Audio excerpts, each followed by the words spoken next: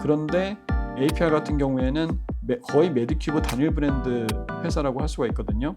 그러면 이 회사의 실적 가시성이 중장기적으로 얼마나 될까라고 생각을 해보게 되면 약간 좀 또 고개가 갸우뚱해지고 퀘스천 마크가 생기죠. 그래서 제가 APR은 너무 좋은데 그래서 가지고 계신 분들한테는 계속 가지고 계시라고 말씀을 드리고 싶어요. 하지만 신규로 매수하는 거는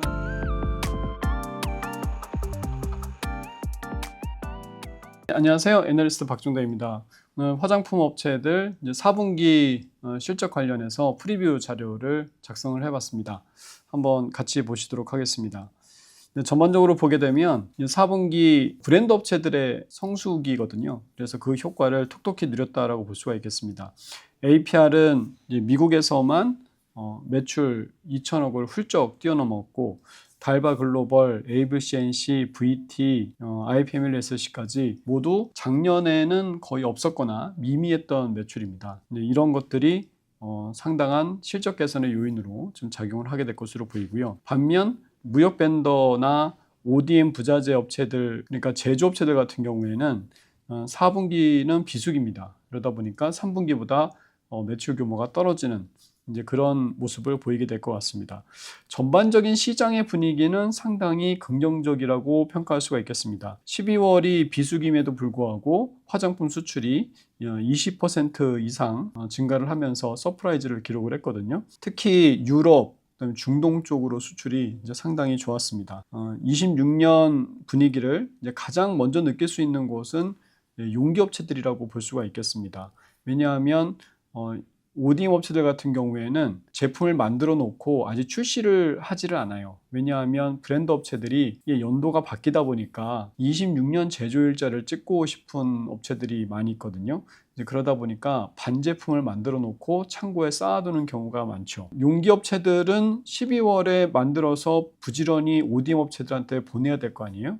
그렇죠. 그러다 보니까 ODM 업체들보다 용기 업체들이 더 26년 신제품에 대한 가동이 본격화된다라고 볼 수가 있겠습니다. 그래서 그런 현황들을 보게 되면 지금 상당히 그 제조업체들의 가동률이 10월을 저점으로 해서 점진적으로 올라가고 있고 1월 같은 경우에도 12월보다 더 높은 수주와 가동률을 지금 보이고 있는 상황입니다. 26년은 그래서 느껴지는 게 이제 확실히 오프라인 확대 효과가 클 것이다라고 생각이 돼요. 얼타뷰티가 3분기에 실적을 굉장히 잘 냈거든요. 시장의 기대치보다 높은 실적을 내면서 주가하고 실적이 다 올라가고 있는 이제 그런 모습인데 K뷰티 입점의 유효성이 증명이 됐다고 볼 수가 있는 거죠. IR 자료에도 그렇게 나오잖아요. 아누아나 메디큐브 같은 이런 K뷰티 입점 효과 때문에 성장률이 제고되고 있다. 이렇게 되면서 경쟁업체들, 세포라라든지 코스트코, 타겟, 부츠 같은 이런 미국이나 유럽 메이저 리테일러들은 더욱 공격적으로 이 K뷰티를 전개를 할 수밖에 없습니다.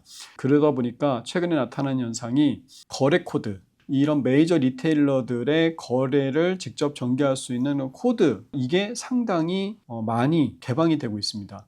이게 사실은 하늘의 별 따기거든요. 중소 브랜드 업체들한테 이런 메이저 리테일러들의 거래 코드를 딴다는 거는 정말 어려운 일인데 그 어려운 것들이 상당히 완화가 되고 있습니다. 이제 그러다 보니까 그레이스라든지 2020이라든지 모스트라든지 우마 같은 불과 2, 3년 전에는 매출 규모가 굉장히 미미했던 이런 업체들이 26년도에 매출이 거의 더블 이상 다 두세 배 매출이 증가하는 것으로 포캐스팅이 되고 있습니다. 그러니까 24년, 25년은 아마존을 중심으로 해서 브랜드 업체들의 매출이 상당히 드라마틱하게 증가하는 그런 시기였다면 26년 같은 경우에는 오프라인으로 채널 확장이 본격화되면서 이런 무역 벤더들의 굉장한 전성기가 또 오지 않을까 그렇게 예상이 되고 있습니다. 투자 전략 측면에서 본다고 하게 되면 단기와 중장기를 좀 구분해서 볼 필요가 있지 않을까라고 생각이 돼요. 단기적으로 볼 때는 4분기가 아무튼 브랜드 업체들의 성수기잖아요. 그러니까 글로벌 행사 성과가 좋은 브랜드 업체들 좀 주목할 필요가 있을 것 같고요. APR, 달바 글로벌, IPML SC 이런 업체들을 꼽을 수가 있을 겁니다. 그러니까 여러 업체들이 다 실적이 좋았는데 이제 미국 행사 효과가 그런데 이제 영업이익 단에서까지 좋아지는 그런 모습을 기대해 본다면 이 세 업체를 주목할 필요가 있겠고요.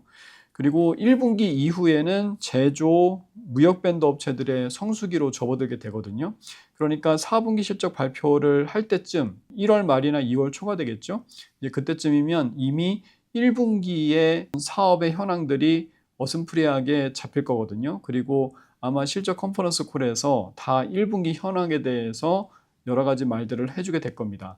이제 그런 말들을 잘 주목해서 들어볼 필요가 있는 거죠. 그래서 그런 1분기 현황이 우리가 생각한 대로 이 제조업체들, 그다음에 무역 벤더들의 실적이 예상치 이상 올라가고 있는 모습이 보인다라고 하게 되면 이제 상당한 화장품 업종의 주가 모멘텀을 기대해 볼 수 있지 않을까라고 생각이 되고요. 그래서 실리콘투, 코스메카 코리아 같은 이제 이런 업체들을 또 주목해 볼 필요가 있죠. 4분기에도 정말 흠잡을 데 없는 실적을 구가를 하고 있습니다만은 2026년에는 이제 더 좋아질 것으로 예상이 되고 있는 반면에 이제 밸류에이션 측면에서는 뭐 실리콘투 10배 정도밖에 되지 않기 때문에 상당히 여유 있는 가격대가 아닌가라고 생각이 됩니다. 그리고 연간으로 볼 때는 코스맥스라든지 아모레퍼스픽 같은 이런 각 밸류체인별로 탑티어 업체들을 또 간과할 수가 없는 거죠. 이제 코스메스 같은 경우에는 동남아 쪽 실적은 좋지 않습니다만은 사실 그쪽이 뭐 손실 나는 것도 아니고 사업의 규모가 그렇게 크지는 않거든요. 미국이나 중국 법인이 실적 턴어라운드 하는 게 훨씬 더 의미가 있고, 그리고 국내 수출 성장률이 올해 15% 이상으로 올라선다라고 하게 되면 코스맥스가 가장 큰 수혜를 누릴 수가 있죠. 그리고 아모레퍼스픽 같은 경우에도 코스알엑스 매출이 YY 플러스로 돌아선다라고 하게 되면 이제 아모레퍼스픽은 결점이 없는 그런 회사가 되는 겁니다. 그러니까 이미 라네즈를 위시로 해서 18개 중소형 브랜드들이 쭉 전체 회사 매출을 견인하고 있는 상태거든요. 근데 코스알엑스 매출이 역신장하게 되면서 이제 주가나 실적의 퍼포먼스가 좋지 않은 상황인데 지금 4분기까지는 역신장을 합니다. 마이너스 7% 정도 예상이 되거든요. 근데 이게 컨센서스, 그러니까 가이던스에 부합하는 내용이고, 만약에 4분기 실적 발표 컨퍼런스 콜에서 1분기 이 코스알엑스의 매출이 YY 플러스 가능성이 제기된다라고 하게 되면 아모레퍼스픽은 어떤 족쇄 하나를 벗어 던지고 이제 주가가 의미 있게 턴하는 이제 그런 계기가 되지 않을까라고 생각이 됩니다. 그래서 연간으로 봤을 때는 이 코스맥스, 국내 글로벌 ODM 1위 업체죠. 그 다음에 아모레퍼스픽, 국내 최대 화장품 브랜드 포트폴리오 회사라고 볼 수가 있겠습니다. 이런 회사들을 또 간과할 수는 없는 것이다 라고 볼 수 있겠습니다. 달바글로벌 같은 경우에는 매출보다는 이익이 문제였죠. 시장의 투자자들의 그런 신뢰도가 문제였어요. 그러니까 매출은 이 회사는 지역, 채널 다 잘 하고 있습니다. APR의 테크트리를 그대로 따라가고 있어요. 그래서 신세대 인디 브랜드로서 손색 없는 그런 외형 확장 전략을 보이고 있는데 문제는 영업이익률이었죠. 영업이익률이 2분기, 3분기 다 시장의 기대치를 크게 미스했거든요. 그래서 그런 것들이 해소가 돼야 됩니다. 4분기에 1,400억 매출에 17% 영업이익률이 달성된다라고 하게 되면 시장의 어떤 불안감, 투자자들의 신뢰가 다시 회복이 되게 되면서 아마 상당한 그런 주가 모멘텀을 기대할 수 있지 않을까 생각이 돼요. APR하고 달바 글로벌하고 밸류에이션의 격차가 굉장히 크거든요. APR이 거의 30배 육박하고 있는데 달바 글로벌 같은 경우에는 15배밖에 되지가 않습니다. 아까 말씀드린 것처럼 테크트리를 그대로 따라가고 있기 때문에 그렇게까지 밸류에이션 갭을 버릴 필요가 없는 거죠. 그래서 상당한 밸류에이션 회복이 있지 않을까라고 생각이 됩니다. 아이패밀리 SC 같은 경우에는 8배밖에 밸류에이션이 나오지 않거든요. 추세적으로 실적은 턴어라운드를 합니다. 물론 색조가 쉽지는 않은데 턴어라운드를 하게 되면서 아마 틱톡이나 아마존에서 이제 성공을 하다 보니까 유럽 또는 오프라인까지 이 입점 제한이 많이 들어오고 있는 상태이죠. 그래서 일단 미국 온라인에서 성공한다는 게 되게 중요합니다.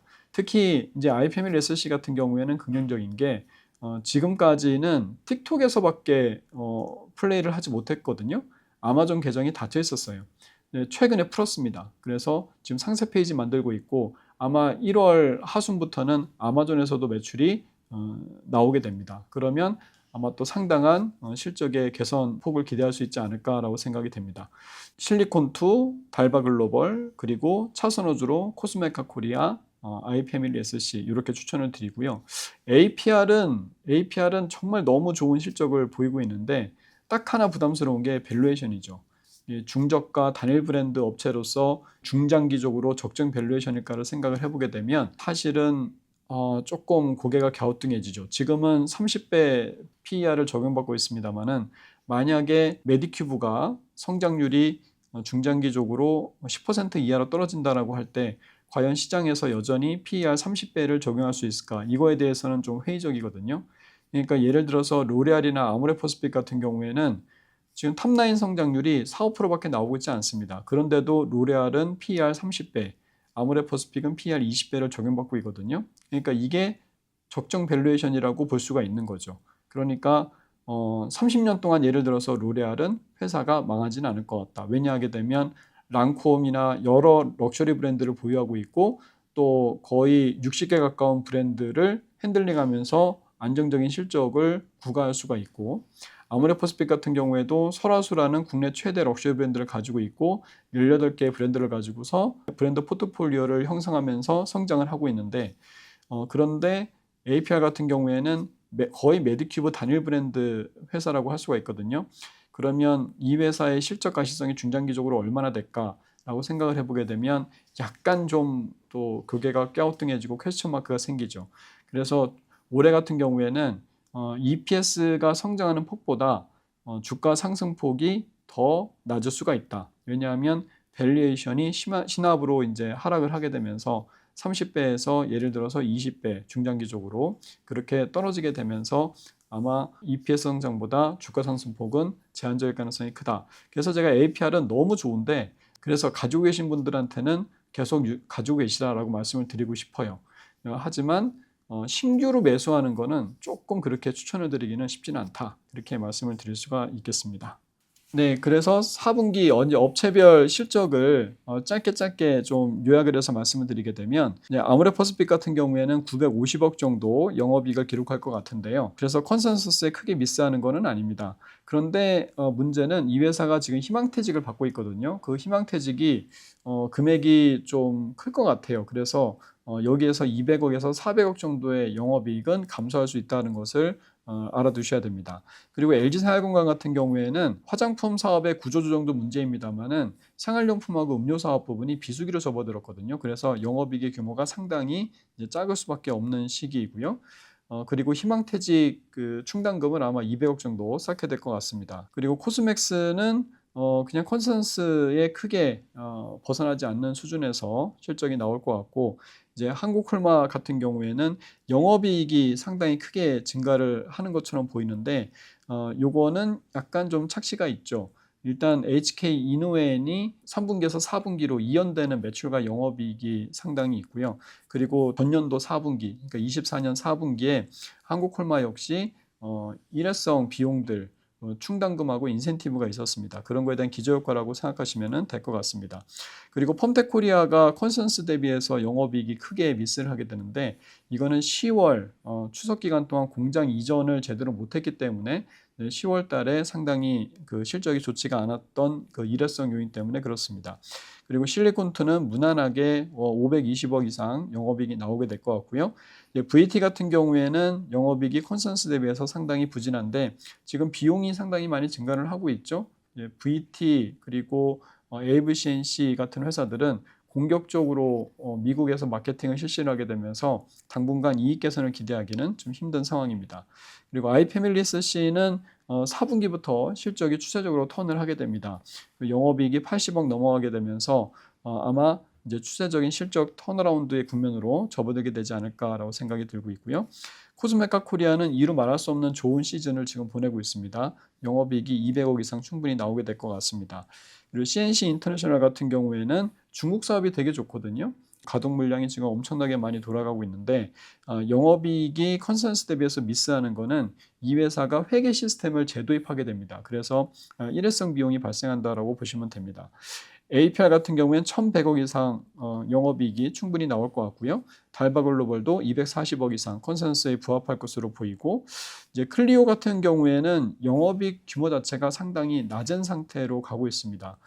회사가 뚜렷한 방향을 잡지 못한 상태에서 지금 실적이 플러스 마이너스가 반복되고 있거든요. 그 네오판 같은 경우에 약간 실적이 미스를 하게 되는데 이거는 이제 마케팅 비용이 지출된 것도 있습니다만은 회사가 이사를 했거든요. 그러면서 그 이사 비용이 일회성 비용으로 들어가게 됩니다. 그리고 애경 산업 같은 경우에는 지금 태광 산업으로 피인수된 다음에 아마 26년 전망을 상당히 잘 세우고 있을 겁니다. 4분기는 아마 빅베스가 발생하게 되면서 이익 측면에서는 상당히 낮은 레벨이 되지 않을까라고 생각이 됩니다. 그럼 이상으로 4분기 프리뷰는 마치도록 하겠습니다. 감사합니다.